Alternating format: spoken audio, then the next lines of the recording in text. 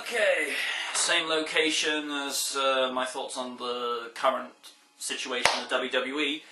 Right now, I thought I'd take a little bit of time to give my thoughts on a very popular fan dub, probably best known as DragonBall Z Abridged. I gotta give Team 4 Star credit. This is probably the most fun parody spoof, if it's even that. This is probably the funniest parody thing I've seen since the first Scary Movie. And that was 11 years ago. Wow.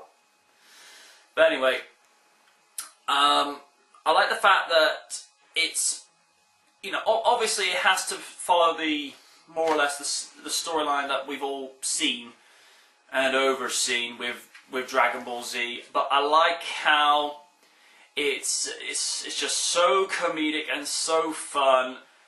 Probably some of my most favoured bits is probably with the Ginyu Squad, where you get hit Captain Ginyu go, and now the Dance of Solitude, and you hear Madonna's Vogue with the whole, you know, the whole colour scheme going black and white. I thought, okay, that's different. And Vegeta, I don't know who voices Vegeta in this fan dub, and it does sound a lot like Chris Sabat.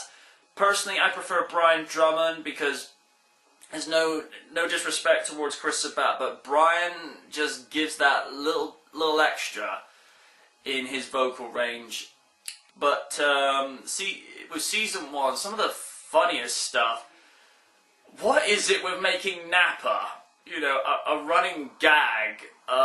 Particularly when he becomes Ghost Nappa with Ray Parker Jr.'s Ghostbusters being played. And I like the fact every time Krillin gets owned, you see a little graphic in the bottom right hand corner of how many times he's gotten owned. And here's a little thing. Why has that not been... Why is that count not updated when he gets owned verbally? Particularly when Mr. Popo comes and says, "Oh, a woman who doesn't know any better." I'm like, And Mr. Popo is like, whoa, you know, that angle's really creepy. But one angle I like between Vegeta and Goku when they're having their fight out in the wilderness is where the Kamehameha wave is being blasted, the Gatling gun is being blasted, Vegeta's saying, you know, I'm going to kill you, then you just hear Goku, Kaioken, no, times, no, 4, and of course Vegeta's just pissed as hell. They have made Goku seem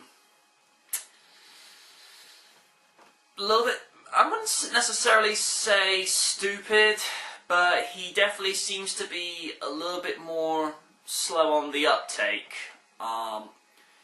in this. I don't know, it's so much fun to watch. I mean, Vegeta, for me, the way they have him portrayed in this, he's the star of the show, as far as I'm concerned, because he's such a comic relief, he's the fall guy, he's the one who's taking all the comedic abuse, and I gotta give Team 4 Star credit. You know, they've been able to make you aware of DBZ, but show it in a light that's never been done, and I don't think it's really necessary for Funimation and Akira Toriyama, I hope I've said that right, to do, you know, cease and desist and, you know, pulling the plug on the videos, because at the end of the day, they're helping to raise the awareness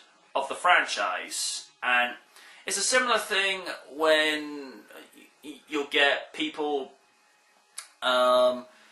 reviewing animes, TV shows, you know, kind of like what I do with Nightwatch, and you know, you go to make these reviews, and you know, everything's done under parody satire clause, because You know, they're not if they're posting the episodes as they were in their original format, whether it be the original Japanese dub or the English dub, then yeah, you got to take it down. But it's under fair use, under parody satire, and they're actually helping to promote the product. It is something that I really gotta get out of my system.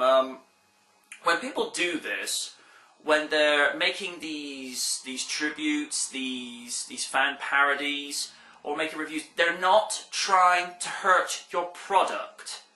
They're just giving these open and honest reviews, or just to do what they feel could actually make these franchises a little better.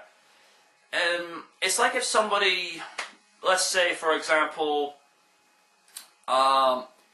you know, where there's been so many AMVs of Linkin Park's In the End, whether it be a DBZ AMV, a Sonic X AMV. Yeah, granted, they did it without the permission, but they take two things that are not necessarily related to each other. People like what they see with the music video. They hear the song, they think, oh yeah, I kind of like that. And what happens? They either go to the store and buy the album, or they go downloading it off of iTunes or off Amazon's MP3 section. So no one's losing out. The people that are really benefiting are the artists. You know, I mean, I get the whole, you know, don't steal our music, but again, they're not trying to hurt your product. I mean, I didn't even get into Linkin Park a little bit until I saw a couple of DBZ AMVs, and I thought, well, I like that. I'll go over to Amazon and download a couple. At the end of the day, it's a win-win situation for some of these music labels, because when someone goes and does a music video, granted, again, I know they're not getting permission, but someone makes it, they like the video, they go and maybe order a couple of seasons of DBZ on DVD, and then they go to buy the, you know, to buy the album. So, you know, no one's losing out.